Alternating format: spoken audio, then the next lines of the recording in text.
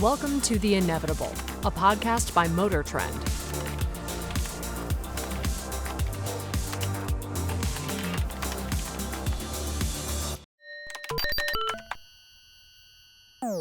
Hi there, and welcome to another episode of The InEVitable. This is MotorTrend's podcast about the future of the car. I missed the bell. Bing.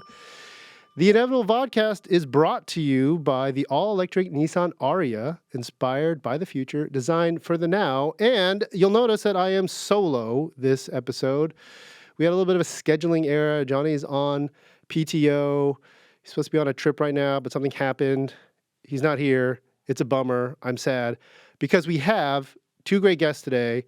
We're going to talk about software-defined vehicles with a gentleman from Sonatus and another guy from ARM, which is a chip manufacturer.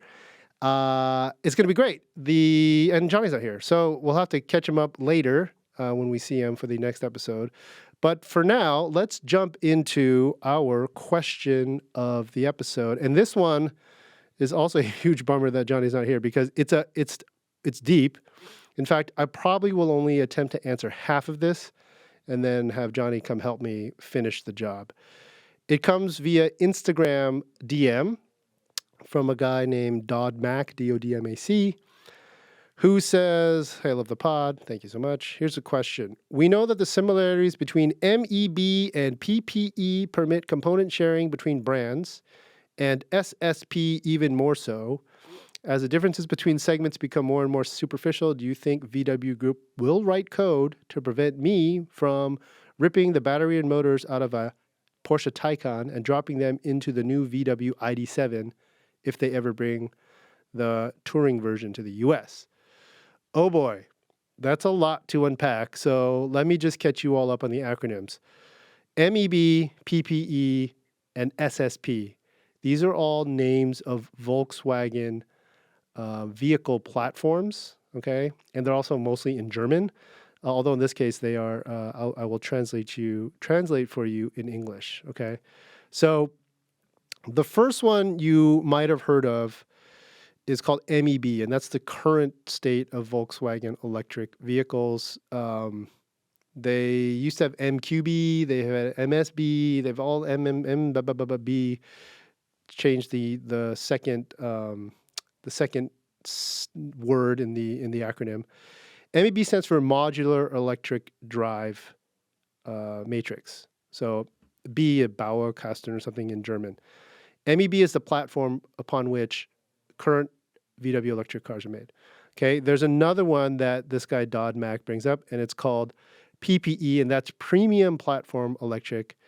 And then the future is supposed to be this one called SSP, Scalable Systems Platform. Okay, again, this is a lot. There's a ton here, a ton more to get into, but the question is, VW, big car company, really trying to bring itself into this world of software-defined vehicles and electrification. They build these architectures, these platforms to be modular and flexible. It's fundamentally a battery somewhere, usually in the floor, and then motors somewhere else, usually outside, usually inboard if it's two motor or single motor at the back. Anyway, super flexible.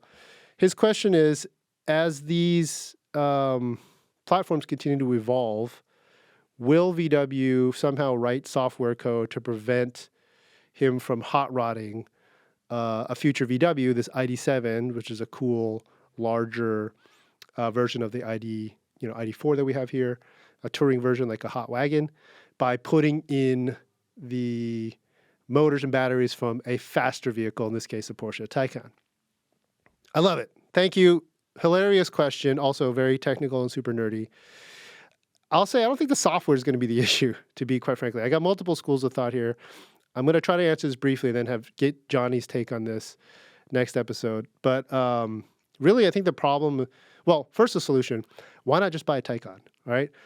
Taycans are plummeting in cost right now. Like, I don't know if you've checked. You should go on and look at the prices for the first gen Taycan, the first year they came out.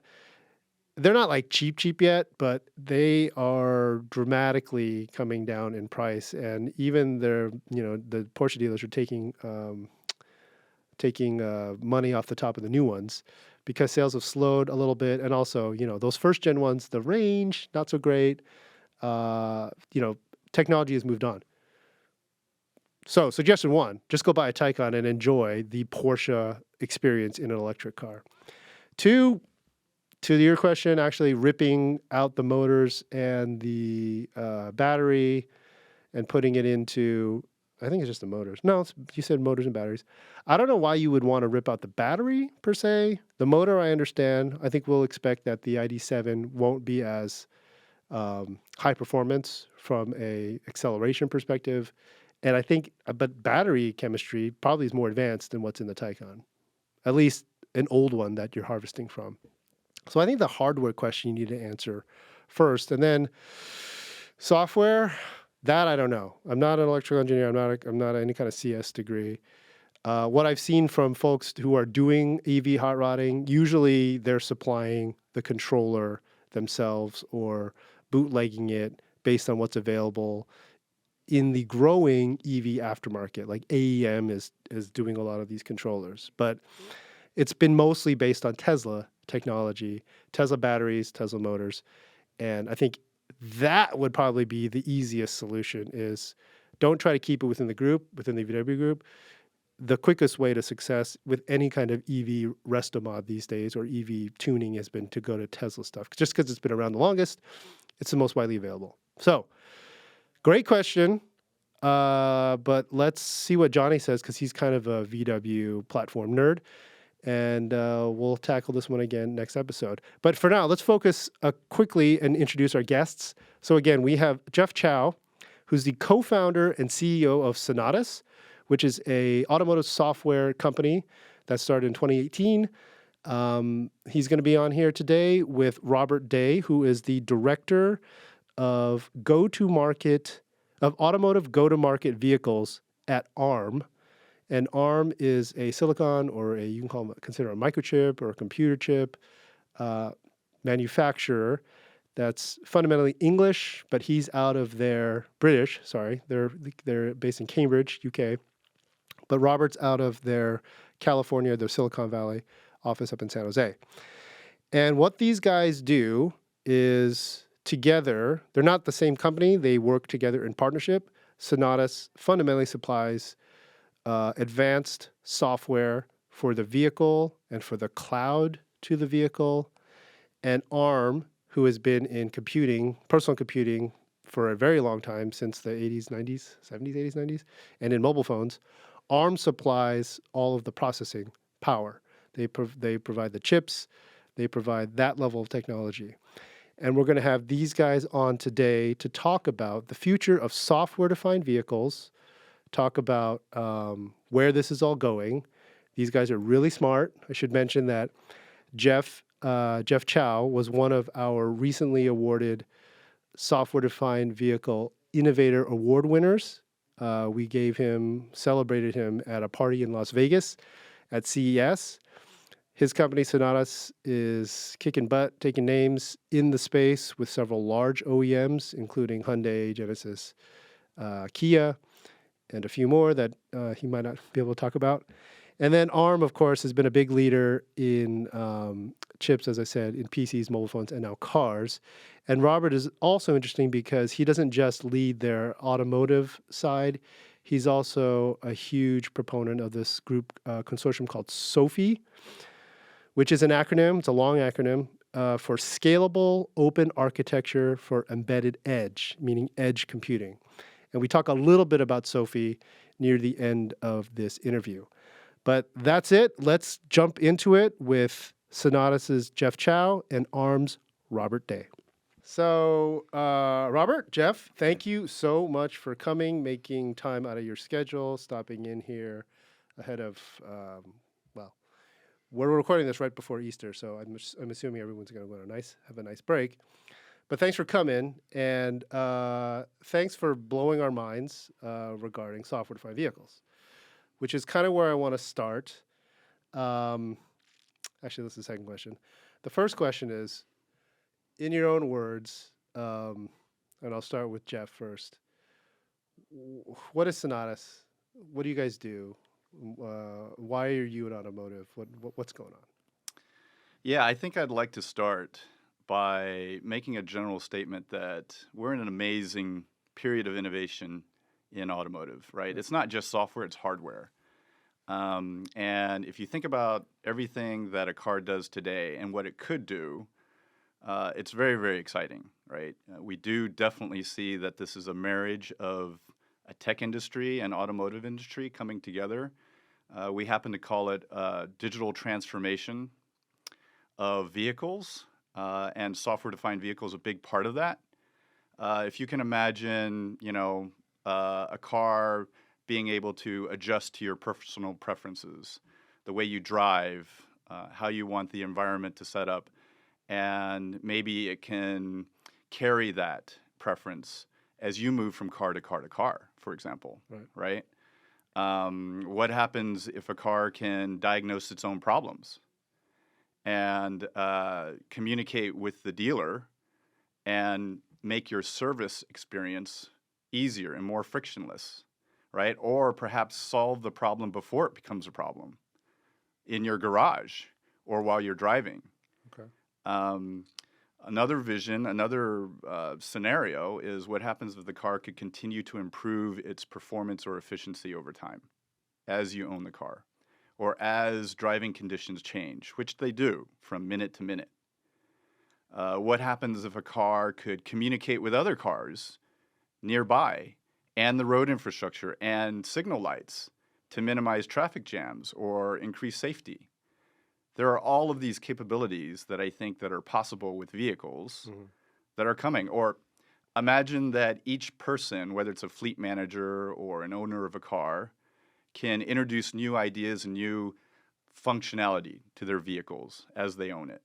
So we consider all of these part of a software-defined vehicle, right? We've all heard of EV and autonomous vehicles, and that's part of some of the innovations that are happening.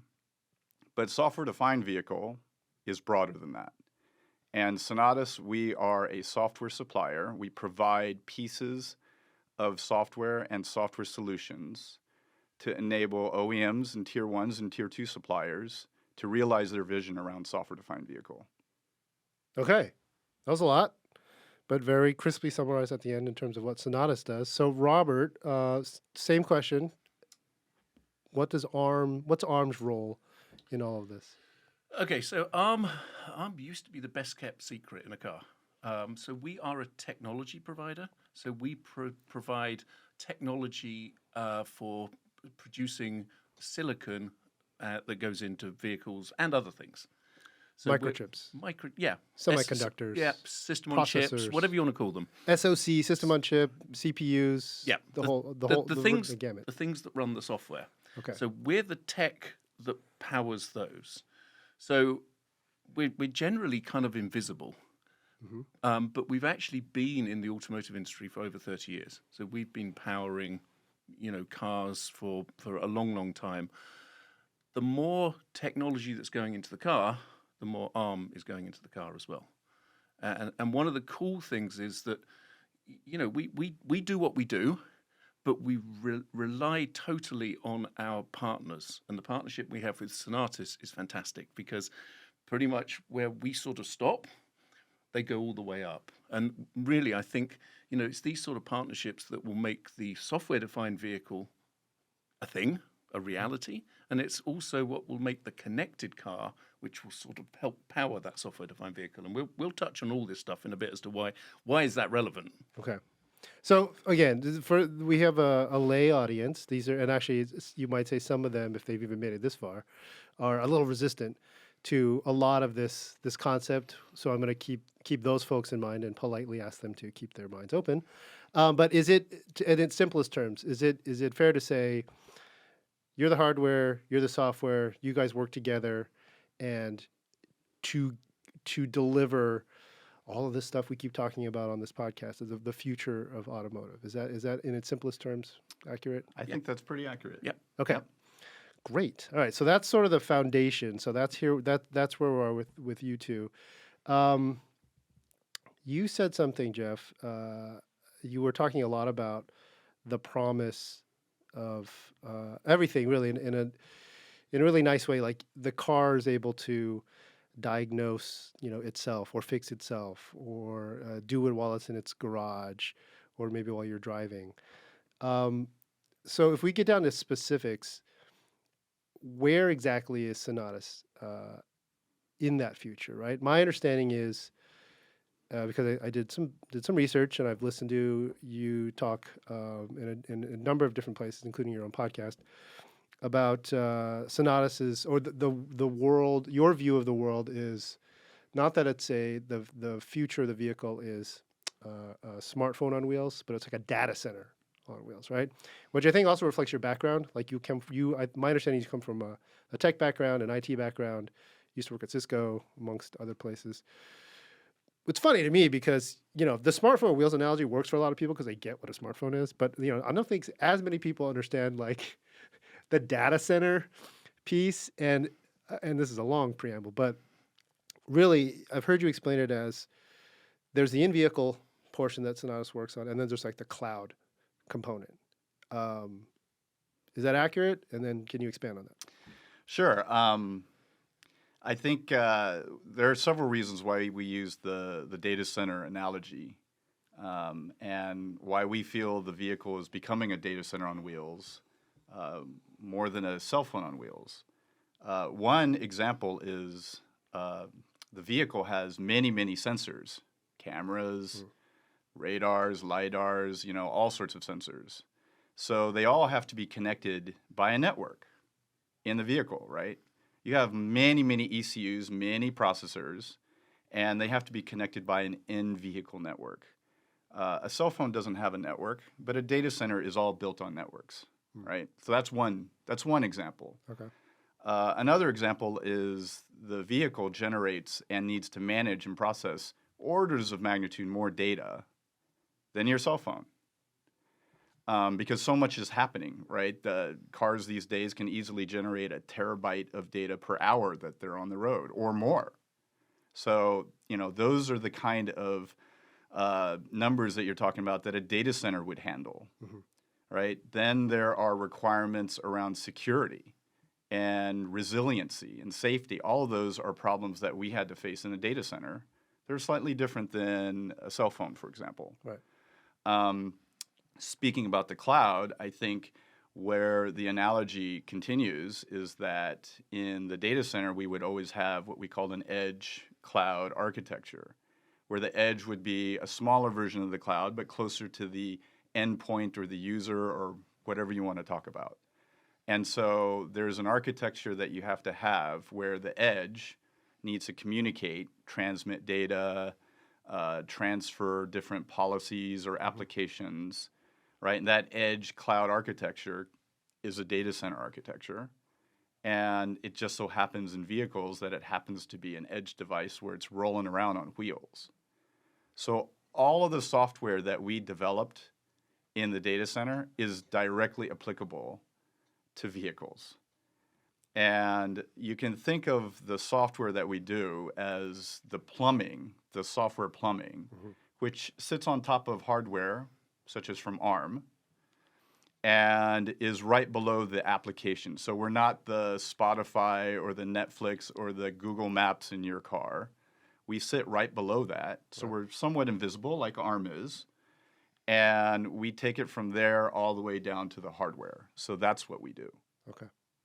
That's great. That's actually one of the clearest explanations of that connection, that relationship between cloud and car or cloud and physical object, inclusive of edge, that I've ever heard, to be quite honest. Like edge computing, I've heard it gets thrown around a lot. And for those playing at home, edge computing, and please correct me if I'm wrong, you want some of your most critical systems to be on the edge because it's the fastest. It's the if you imagine the cloud as a cloud, it's huge. It's stuff you can go bury your cloud. You put data set. You can upload all your pictures and your Google account up into the cloud, and it takes a long time to get to. Whatever.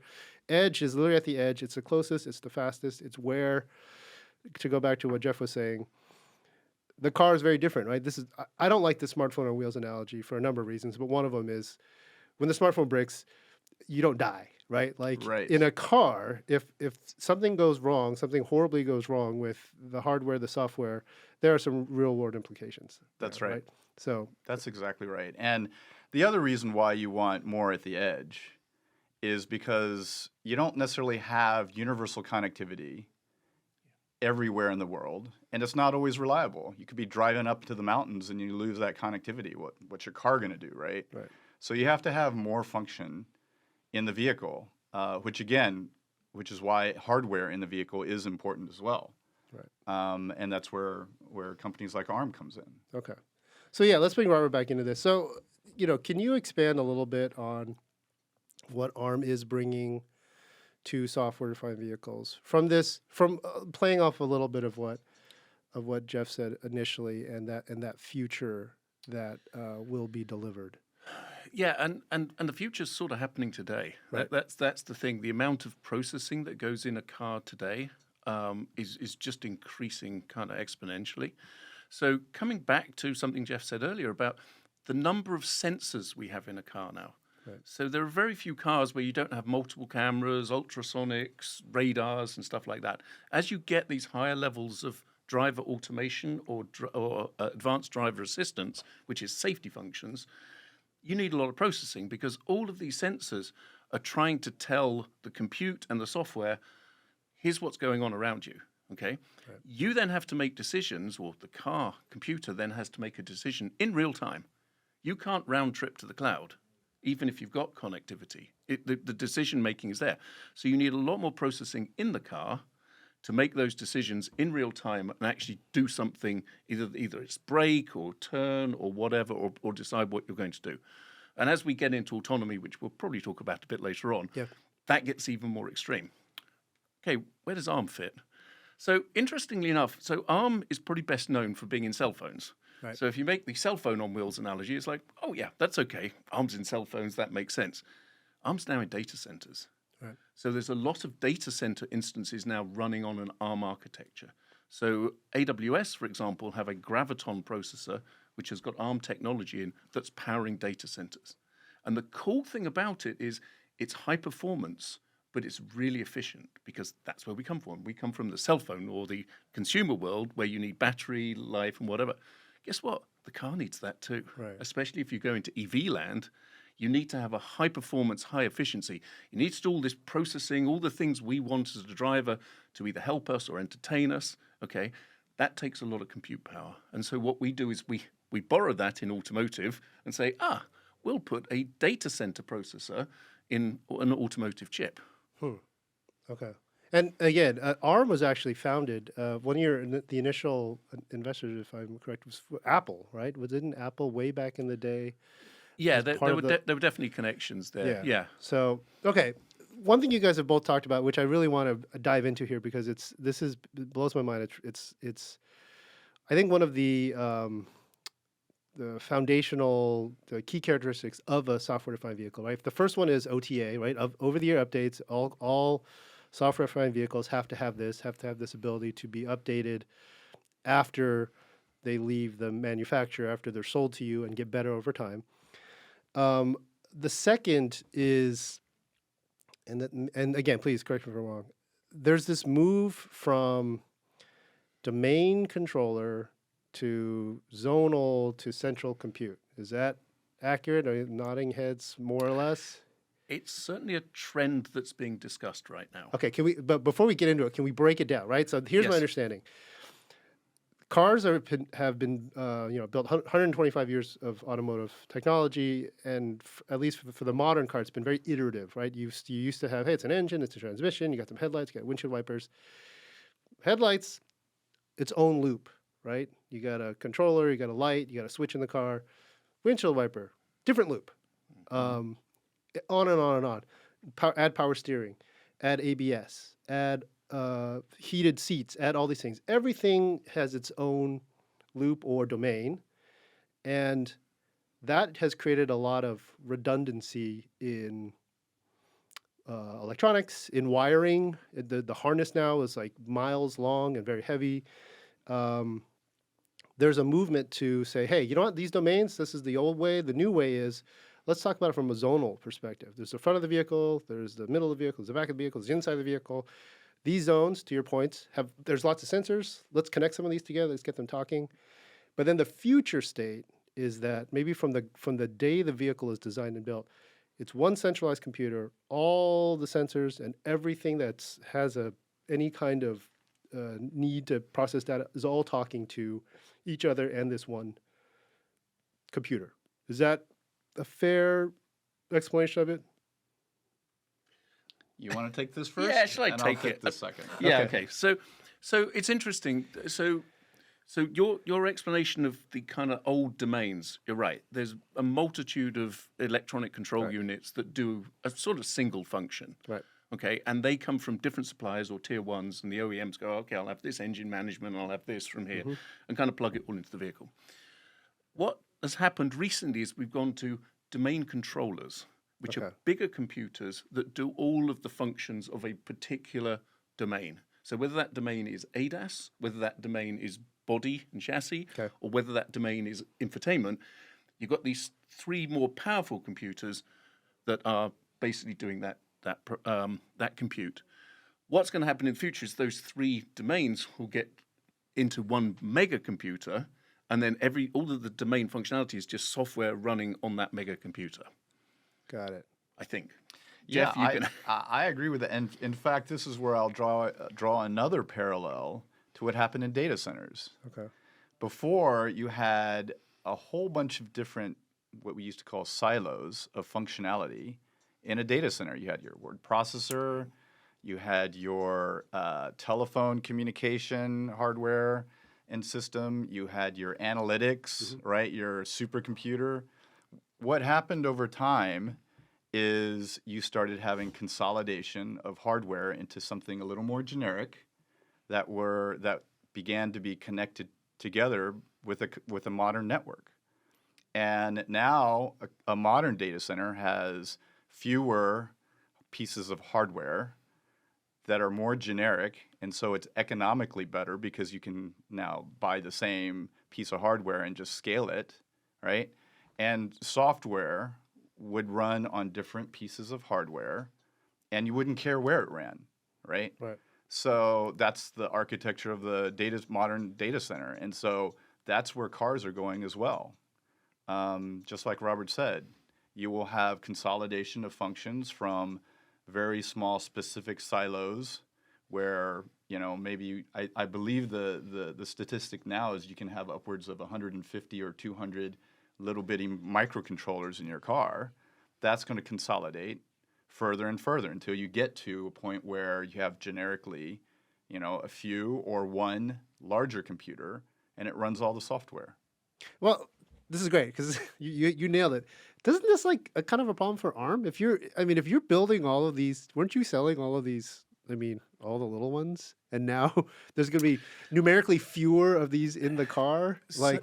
I don't know. I was just thinking, as the world gets simpler, I get it from an OEM perspective. You're like, awesome, fewer SKUs, whatever, fewer things to track, but you're supplying a lot of the chips across the board, right? Or So there are still going to be a lot of them in there, but they're going to be in very specific things. Okay. So your camera will have a microcontroller in there, or maybe even something more oomphy to actually look at what's coming into the camera before it sends it into the zonal controller, which then consolidates multiple cameras, as an example, and then sends it to the main computer. So there's still going to be lots of computers, and they're going to be more powerful and probably more expensive.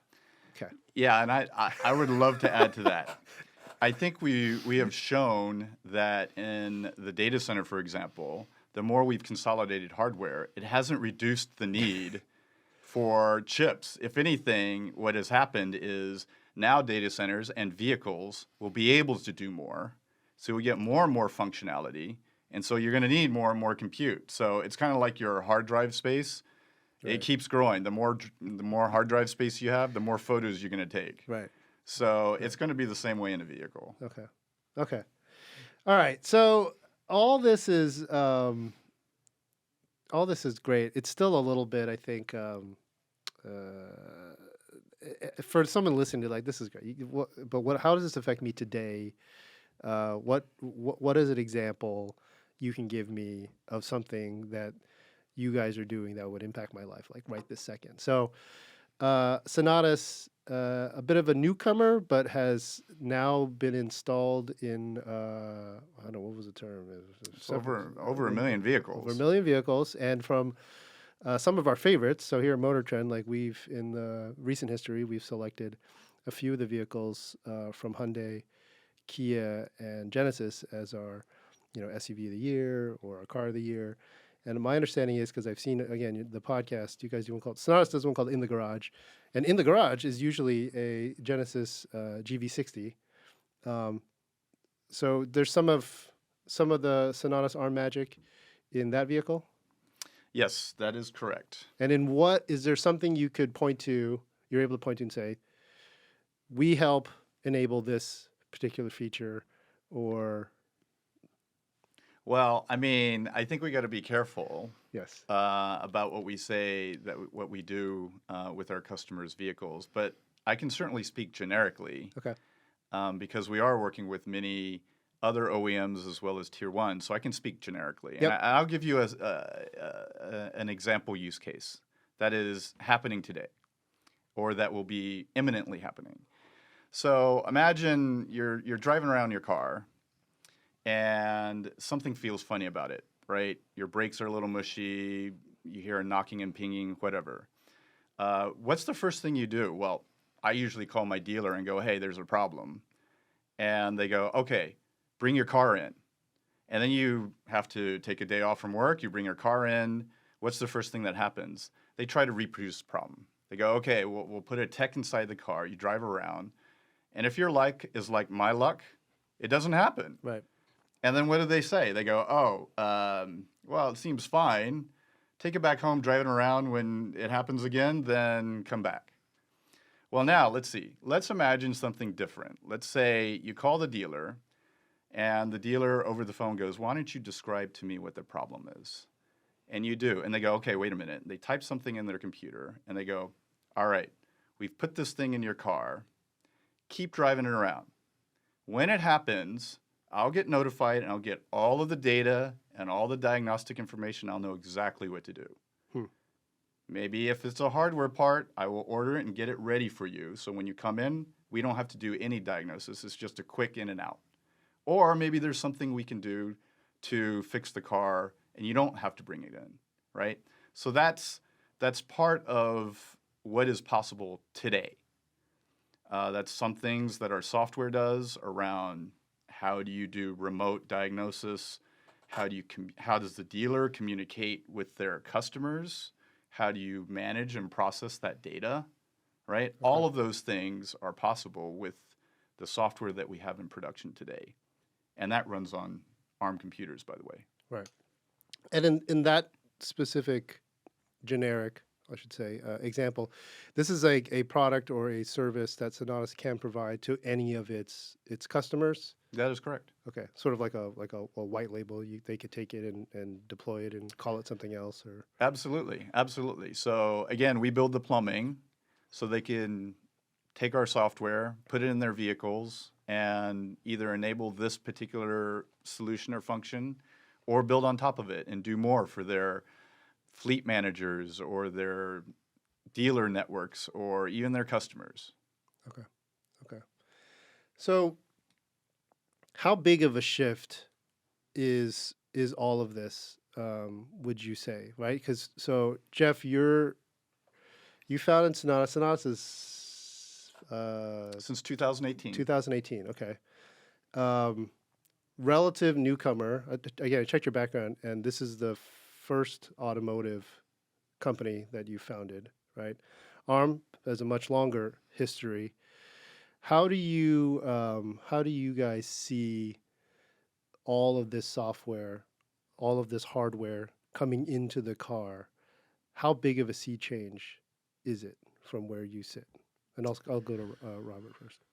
So to get to the total software-defined vehicle is an enormous shift. It's an enormous shift in the software, into the hardware architecture, the development methodologies that you need because you're developing a lot more software.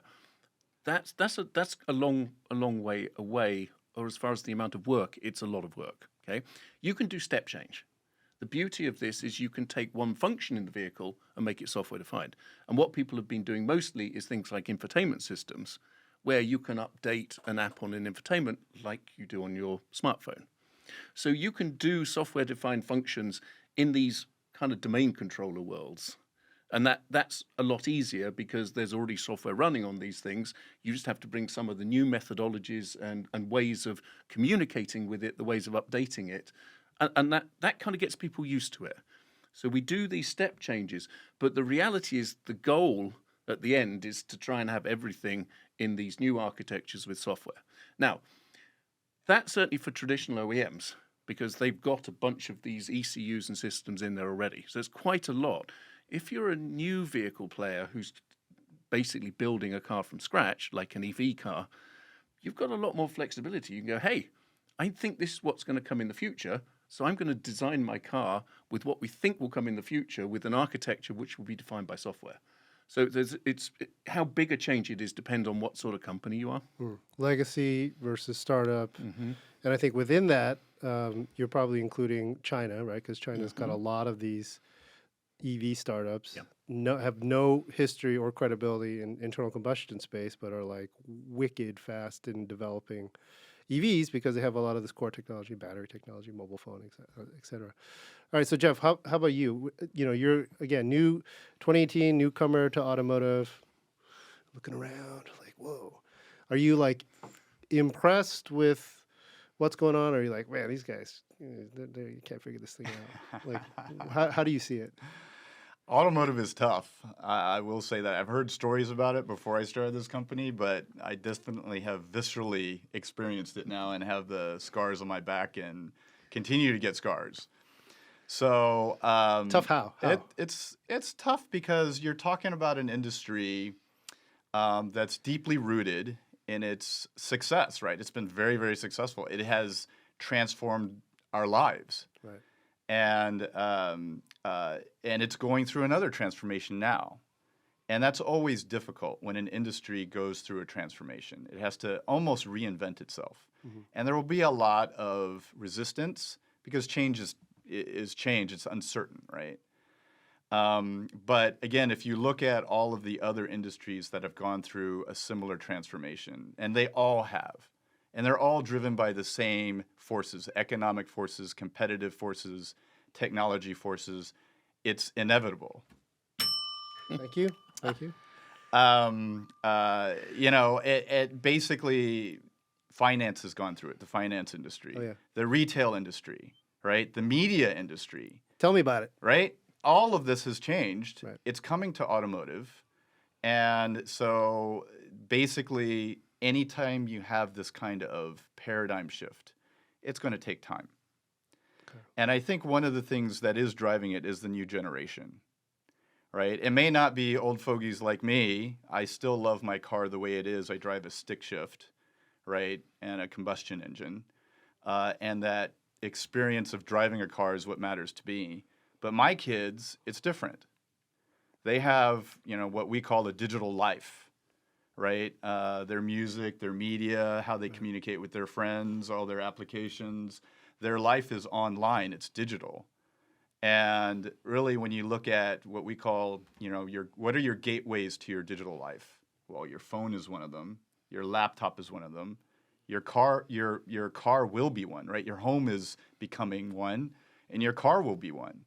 So how does the vehicle serve as the gateway to the next generation's digital life? That is going to drive a lot of this too. Okay.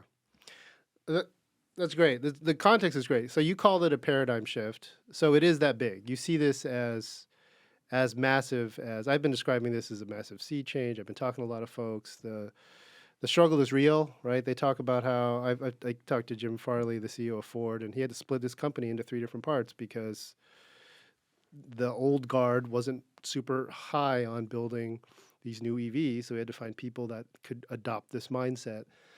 Are we? He's also used the term, we're in a baseball game and we're only in the first inning or the second inning. Are these accurate analogies? You know, I look at the claims by some of these OEMs. Jaguar Land Rover is supposed to be I think, fully electric by, I think it's 2030. If it's not 2025, it's 2 years away, 1 year away now. It's mostly 2030. And the statement by GM has 2036 all electric, carbon neutral by 2040. Is this? Are we tracking? Would you guys say this is on pace for at least the electrification bit? I mean, the technology is on pace. Okay. It's just how quickly people can shift. And it's not just the people that build in cars. It's their entire supply chain is going to change. Right. Okay. If your car becomes a software-defined vehicle, well, doesn't that mean that most of your suppliers are going to be software suppliers? And then how do they all work together? And what we're realizing, and I've just come from a 2-day conference talking about software-defined vehicles, okay? And one of the things is we kind of need to collaborate, not just in the kind of hierarchical way we do now, but software companies and OEMs and tier ones and, hardware companies and even IP companies like us. Everybody has to kind of work together because this is such a big challenge to solve. And it needs the industry to kind of come together in order to do it. And that's interesting. The other part is I'm intrigued by something that Jeff said about, how this next generation of drivers, will they really be drivers? Another concept is that they're going to want the car to drive themselves or drive itself, which then goes to these higher parts of autonomy. They're not they don't see driving as fun. And that's why the world of Lyft and Uber has kind of worked, because even though the car's not driving itself, you're not driving the car, and it gets you from point A to point B using your digital life, your smartphone. That's another driving factor for software defined and the shift in how the car's going to operate. Right. That's ultimately, I feel like autonomy is always this. We were fairly thoughtful in choosing to go with SDV, software defined vehicle. There was others out there. One of them was this, like a McKinsey or BCG came up with the term CASE, right? Connected, autonomous, shared, electric. It's a terrible word if you try to do Google search because it's like, well, let's look up CASE. Oh, some people use ACEs. ACEs is the other one, right? Which is also like, what do you do? Like, yeah, SDV is fine. Yes. But autonomy is always that one in there. But if you believe the news, the headlines, autonomy's hit a bit of a rough patch lately. The goal is always a little further out. But when that arrives, it's going to unlock so many things. When there's full autonomy, right? I think this digital life that Jeff explained will really come to pass when you can tell your car to drive me to San Francisco and then just put the seat back and go to sleep, right? Like all of that. The car runs around while you're at work and makes you money, or the parking lot and the parking structure disappears because you just don't. Why do you park your car? You would send it out to go make money. I want to key in on something you said though. Like for you personally, you're still a mechanical internal combustion guy.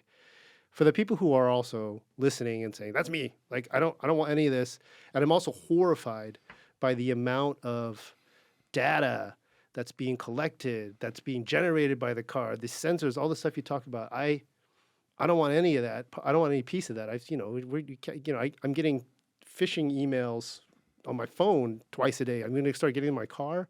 How do you balance that? And what do you tell the end user of your data center on wheels? It's going to be okay. What do you tell them? Yeah, it's really there's definitely two parts of my personality, right? I definitely like the tactile feel of a vehicle, of feeling that engine. I don't really care for a lot of electronics. I don't use paddle shifters or anything like that. I don't like my data being collected by anybody. I totally get that. I still wear mechanical watches, right? I don't have a digital watch. That's kind of the nostalgic art side of myself that I don't think will ever go away because I have a relationship with my car. I love it. It's my baby. The other side of me is more of a tech guy, right? And I recognize that there's value in that side as well.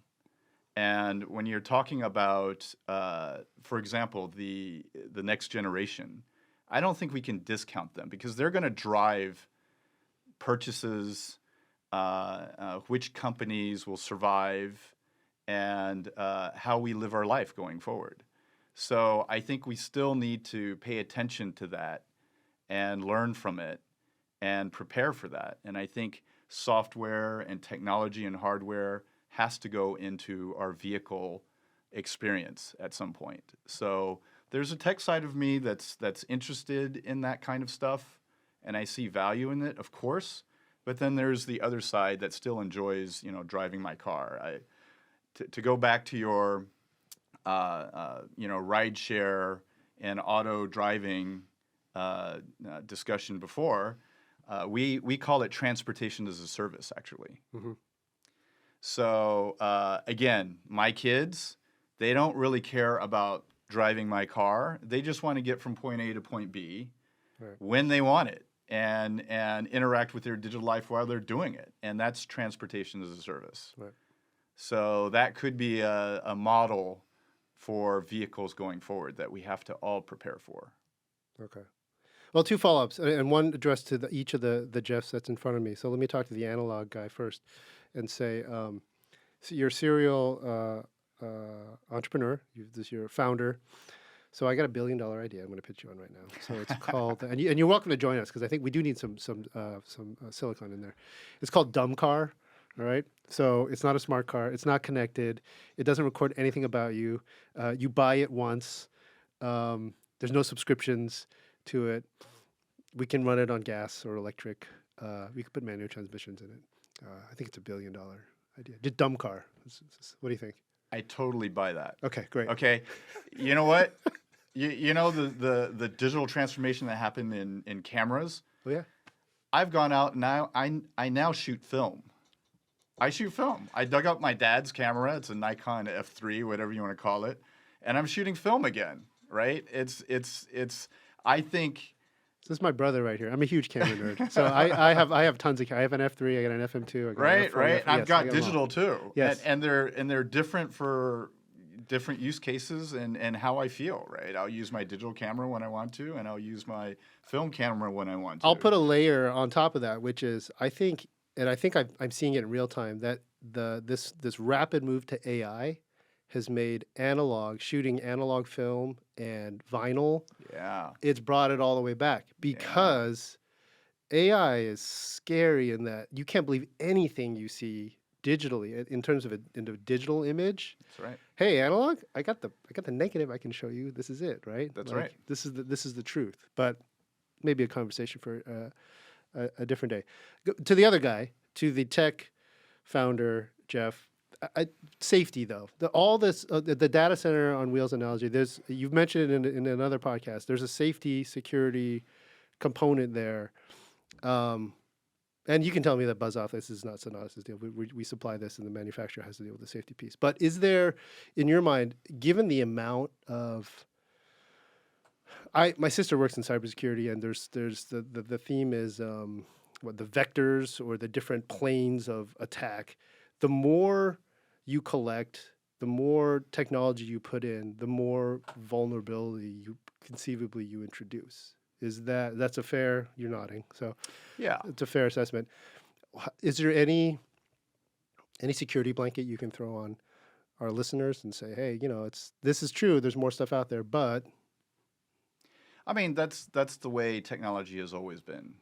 The more tech that you introduce, the more vulnerabilities you have. Of course, the more moving parts you have, even in a vehicle, even if it's mechanical, more points of failure. The more points of failure, right? But as technology continues to evolve and there's new innovations, then you'll plug those up. Security, resiliency, and I think we've shown across other industries that technology can keep up in terms of being resilient and being safe and being secure as functionality continues to add. And so that will always be a balance, right? And I think that's part of this journey with vehicles as well. Okay. Robert, anything to add to this? Yeah, safety is a key part of automotive. It always has been. It always will be. And so as we bring these new technologies in, the industry is looking at, well, how can we make sure they're safe? Okay, I'm going to flip it the other way now. The technology in our cars today is making the car safer. The computers are looking at what's going on in front of you and deciding that you're not braking in time, I'm going to do it for you. And so I think it was Subaru introduced, when they introduced their eyesight, they did a survey and it had saved some enormous percentage of the front-rear collisions. And that's just one feature. That's just AEB, emergency braking. Yes.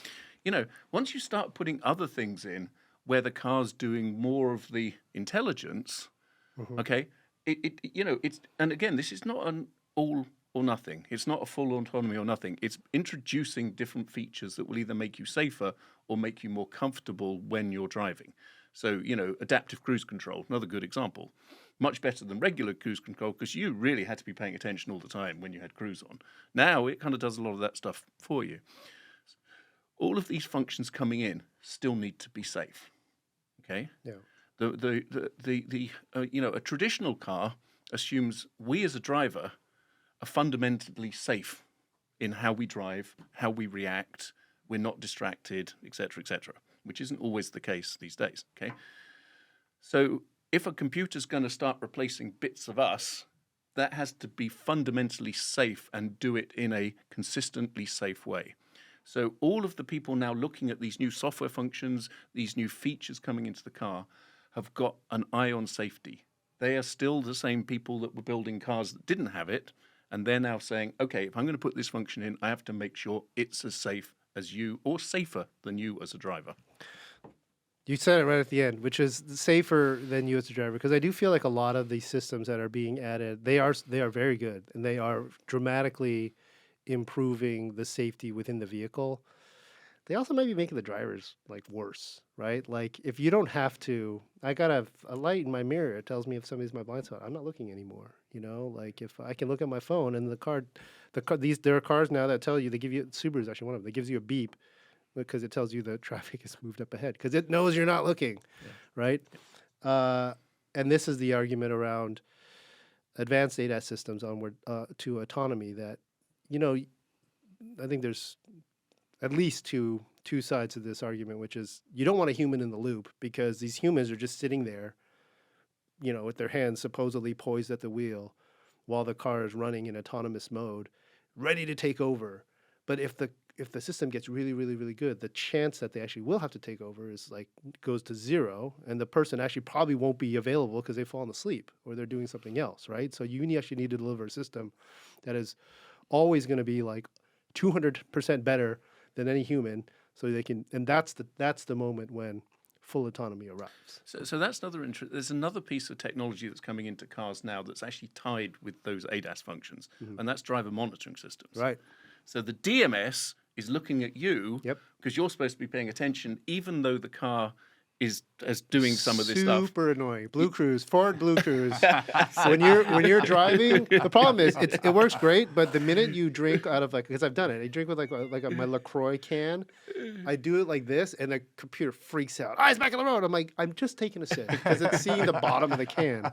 So, but carry on. So they probably have to get better, and I think they will the more they're introduced to vehicles. But that's going to be one of the key things. Is the ADAS system's going to go, no, I'm not turning on. You need to have your hands on the steering wheel. Yeah. As an example. So it's another interesting bit of tech that does have a lot of sort of AI in it to figure out what it is you're doing.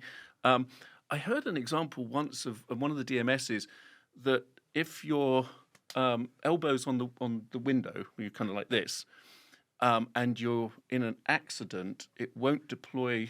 Front back into it won't deploy that airbag because it might break your arm. Interesting. So it's like there's some real nuances to this tech right now, which are fascinating for tech people like us. Speaking of nuances, we recently had daylight savings time switch over here, right? And I remember I have a Ford Lightning right now, which is Ford's first inning attempt at a software-defined vehicle. It's pretty good. I like it. It rides well. It's super fast for a giant pickup truck. But I noted when I got into it that morning, at the day after the morning after daylight savings time, that the time had not switched, and I was like, I kind of feel like this is one of those little tiny time-saving things that it should do. So I actually texted one of our staff members we have a long-term, we bought a Model Y. I was like, hey, did your time change? Went to the car. It did. Rivian, also time changed.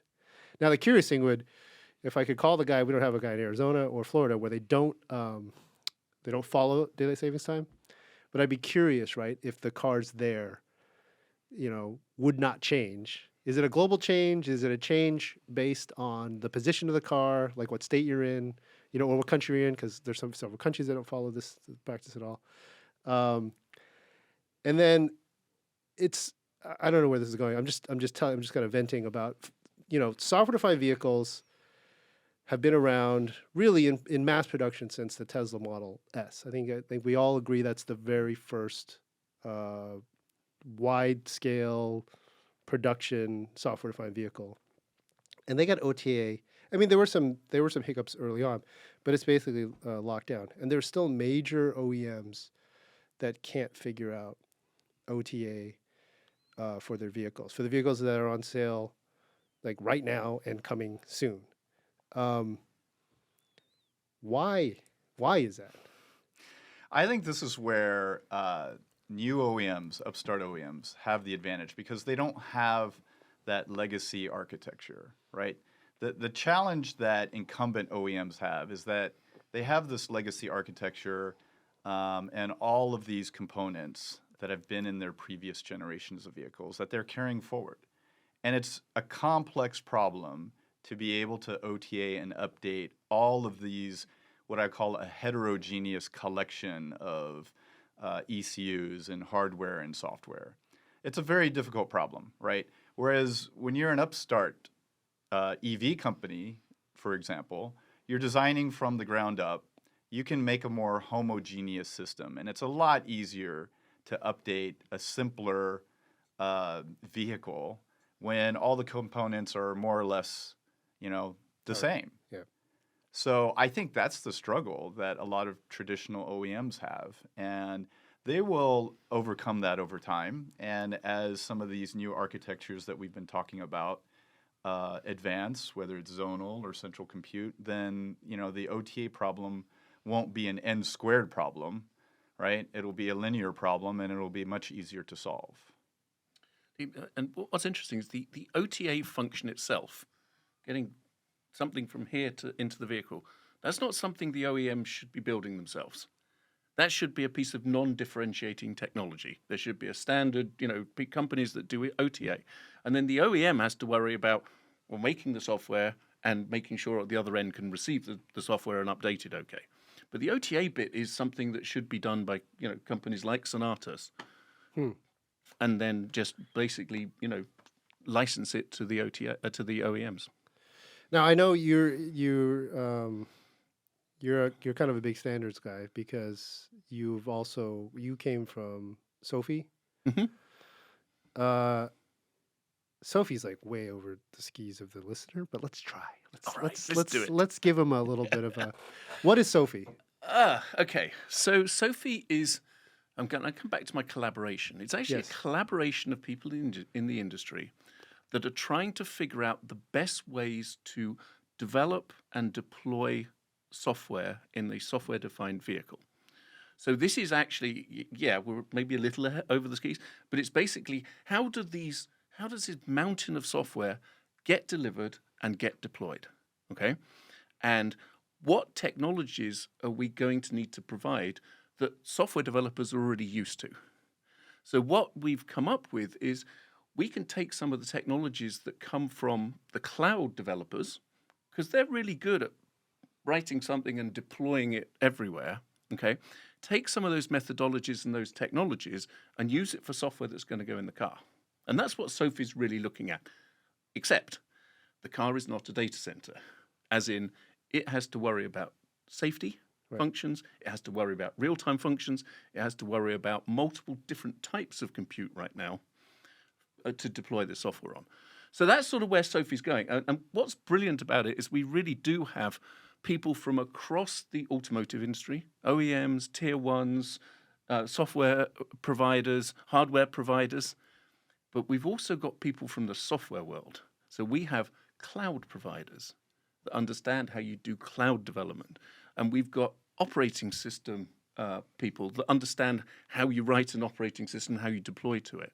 So we've brought multiple industries together to actually try and solve this problem of how do you develop and deploy software to a software-defined vehicle. And it's a consortium essentially of like close to 100? 115, I think. Now. 115 different companies, including major car manufacturers, all the way to tier 1, tier 2, software suppliers, hardware suppliers, all trying to figure out how to do this. Basically establish like standards and practices, essentially. Yeah. Okay. And we've got, I mean, GM just joined, for example. So we've got traditional OEMs that are looking at this because they are going, okay, how am I going to do this software-defined vehicle?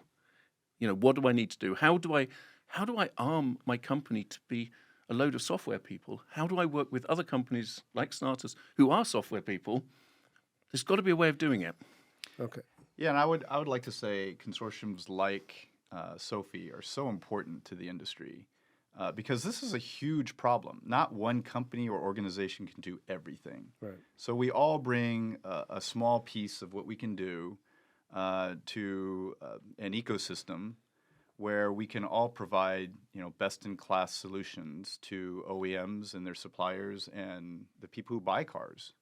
So I think it's very difficult, if not impossible, for one company to assume that they can deliver everything, either in hardware or software or both. And this is where they do need to rely upon suppliers and ecosystem players to help deliver their end product. Okay.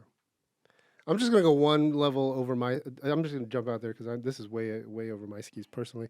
Is GM just joining, which you just said, they're also partnering with Red Hat to do open source. They're trying to figure out the open source side of automotive software. Is that in opposition or no? No. So there are different technologies that the automotive folks are going to have to use. So there's going to be hundreds of millions of lines of code in a car for the software-defined vehicle. Okay, so you've got to have methodologies and technologies. There's also going to be components of that where using stuff from open source is actually okay. I mean, traditionally in a vehicle, it hasn't been because there's all the safety stuff, but there are certainly parts of that software that could be open source software, or at least based on open source software, okay? Because it's just too much otherwise. Is there a concrete example we would be able to understand that something? Is it like in an app store environment or something? It could be. Well, so here's a good example: is your infotainment is typically running something like Android, which is based on Linux, which is open source. Okay. Okay, so that's an example of a foundational technology that comes from the open source community, but is targeted at automotive. Okay. So that I don't know if it's the best example, but okay. No, it's great. All right, so we went wild. We kind of went way out there. Let's bring it back. We're running out of time. What do you see in the future? Is there anything that we can point to? We've talked a lot about, I think, really bigger picture stuff. Jeff, you opened it with some fantastic examples of where the world might be, but in something a little nearer term, is there anything you guys can hint at or talk about that a driver can expect very soon, or is there? I think the example I gave with the relationship between the dealer and the driver will happen very soon. And the other things that will happen, especially that are happening today, is in fleets. So commercial vehicles, they every day that they aren't having a particular truck on the road, they could be losing $10,000 a day, right? So a lot of the software advancements are going into commercial trucks first. Yes. Because it's all about, saving dollars. It's all about ROI. And they're already taking advantage of understanding driver patterns and driver behaviors in order to improve and make more efficient, fuel usage, safety, and all of those things. That'll slowly come, and it will come to passenger vehicles. So these are some very near-term examples of what is happening today and what is coming tomorrow. And there's many more. We can go into, a whole slew of them, but, these are the first two. I'm going to say it sounds, what you just talked about from the diagnostics and fleet, it sounds very similar to when, again, Jim Farley, CEO of Ford, was here telling me about their Prologis system, which is predictive, I'm butchering the name, predictive diagnostics. Basically, they can model out what's coming, what part's going to fail, and set up the entire service appointment ahead of time in the expectation of this thing happening because they got one little signal from the car. That's right. So this sounds like you're not the only one dreaming or working this up. This is one of these competitive areas within automotive that different companies are trying to address. I think every automotive player is looking at different pieces of value they can offer to their customers. Okay. And that's the beauty of software-defined vehicle is it doesn't mean only, one thing. It means a million things to a million people. And the promise that software-defined vehicle has is that it unlocks people's imagination to come up with different value propositions and different features rapidly, quickly, cheaply, right? That's the whole point of software in general. And as it moves to vehicles, I think, you'll have a lot of smart people come up with new ideas and they will get to market quicker. Two last questions because they're a little bit bigger picture, and they've been on my mind lately. We get a lot of heat about this podcast. Like on the channel, when you watch it on YouTube, I guarantee you the first 3 to 5 comments will be like, "Get this stuff out of here! Give me my roadkill. Give me my Camaro or my Mustang." Or this EV stuff is not happening. Don't you read the news? Software-defined vehicles are powertrain agnostic, right? Like we're talking about the hardware, the software in the vehicle. Again, what powers the car is somewhat irrelevant, but the future is pointing towards electrification, or not. Do you guys have a perspective on the inevitability of this all? Do you think, because the comments drive me nuts, and you'll see them, and I apologize, especially on the social media posts on Instagram, they're gonna be like, this stuff's all garbage. But my argument to anybody who will engage me is there are so many smart people in the industry working on all aspects of SDV, except the internal combustion side of it, if you believe that's a fundamental piece of it, right? Like there's no development happening on V8s. Nobody is investing money in manual transmissions, unfortunately. All of the energy and resources is going to batteries, battery technology, hardware, software systems, LiDAR, you name it, right? Is this the right take? Am I wrong? Or like, I'm looking for confirmation. You want to go first? And I'll go second. Yeah, I'll go first. So I think, again, it's going to not be an all or nothing. In the same way that you're not going to go straight to a fully autonomous car, you're not going to go straight to a fully software-defined vehicle, and you're not necessarily going to go straight to an EV. So there's going to be that transition, and I think Jeff's right. You can't tell the industry or the consumers this is what you've got, okay? And probably a lot of your listeners are going, "Oh no, I will never do that." Well, at some point there will be enough people in the world that say electrification is what I want, that it does that inevitable that EV will come in. But we're going to see stepping stones. We're going to see a lot of, driver assistance and, other functionality coming into even our ICE vehicles right now. Because they're the vehicles that are on the road. And as you do these incremental improvements, rather than going straight off to design a new vehicle, which is hard, then you're going to see this functionality and this software-defined functionality coming into these vehicles, regardless of what their powertrain is. I just don't see it. With respect, the car companies, right? The EVs are, according to some calculations, like an order of magnitude fewer components, right? You don't have valves, no pistons, no valve springs, right? You don't have the factories to build them, and then you don't have to build the parts and supply them for 20 years after they're built, right? It's a motor. It's got like 3 moving parts, and it's the battery cells, and the battery cells are like the same thing done 120 times in this pack, like done like that. we wish all the car companies had passionate leaders that were all about driving, but they're mostly bean counters that are saying fewer parts. Look at this margin of the bottom line. As long as we get the battery pack to the cost down, like even the after sale piece, there's less to support. Like this, to me, all roads, hence the name of the podcast, point to this happening. I get that we're going to have this step. I tell people all the time, we didn't call it. We wouldn't have done a podcast if this thing was going to happen tomorrow and be as easy as possible, right? Like we know the grid's got to come up. We got more infrastructure, more charging. I get it, but with that interjection, Jeff, do you have any thoughts? Yeah, I what you've mentioned about EVs and cost, I think what's really driving this is exactly that. It's economics, right? And if there's another fuel type that will drive economics as efficiently as EVs, then that could win, right? So I think there's definitely an economic component of this, but I think what Robert was talking about is somewhat true as well. If you look at again, let's go back to watches, right? Quartz watches are cheap. It's totally driven by economics, but people still pay a lot of money for mechanical watches. So I don't think the traditional analog combustion engines are necessarily going to die. Will they become niche or not? That remains to be seen. I think it will be driven by the marketplace. But it could be EVs. It could be hydrogen cells. The good thing about the hardware that ARM is producing and the software that we're producing is that it is drivetrain independent, right? And I think what is inevitable is the digital transformation of our transportation. Okay.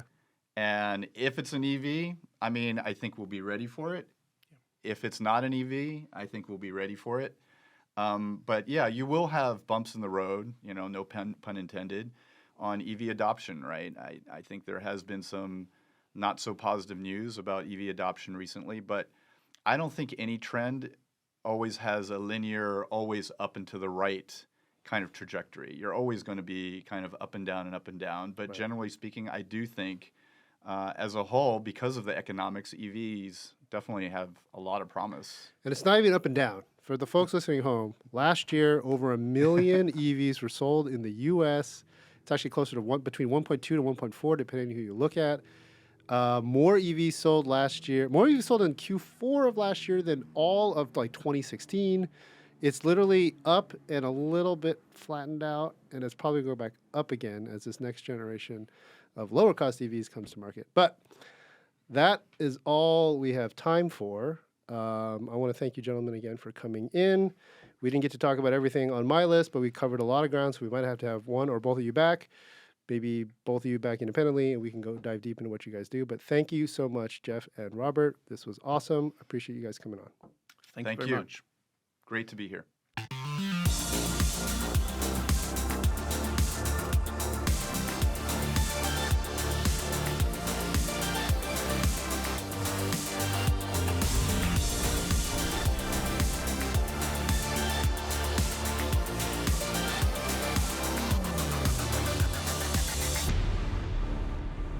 The InEVitable Vodcast, brought to you by the all-electric Nissan Ariya. Inspired by the future, designed for the now.